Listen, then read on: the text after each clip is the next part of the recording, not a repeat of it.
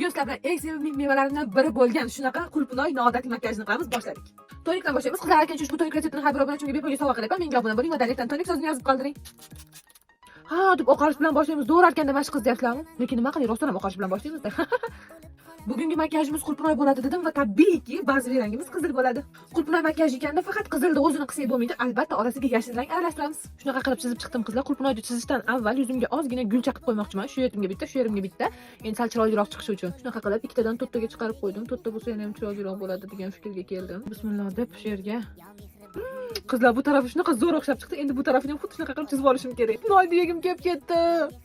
Endi yashilda shu yeriga anaqasini qilib chiqamiz. Nima edi haligi? Po'choqchasi bor-ku, ildizchasi shuni. Mana qizlar, men bu yo'nalishda professional bo'lib ketyapman va yishni ko'zimga yoqib ketyapti qilayotgan makiyajlarim. Va bog'da quyoshdek porlab turish uchun albatta yaltiraymiz. Men qulpunoyni shu darajada yaxshi ko'raman, hattoki o'tgan yili bir kunda 3 kilo qulpunoy yeb, allergiyaga toshib ketgan holatida ham yuzimga yana qulpunoy yeyishda davom etganman. Qulpunoyni ayniqsa molочный marojnaga qo'shib, uni oldiga bitta molочный shokolad bo'lsa, botirib yesangiz, undan mazasi yo'q. Agar men meva bo'lganimda qulpunoy bo'lgan bo'lardi. Qimmat, noyob va ajoyib.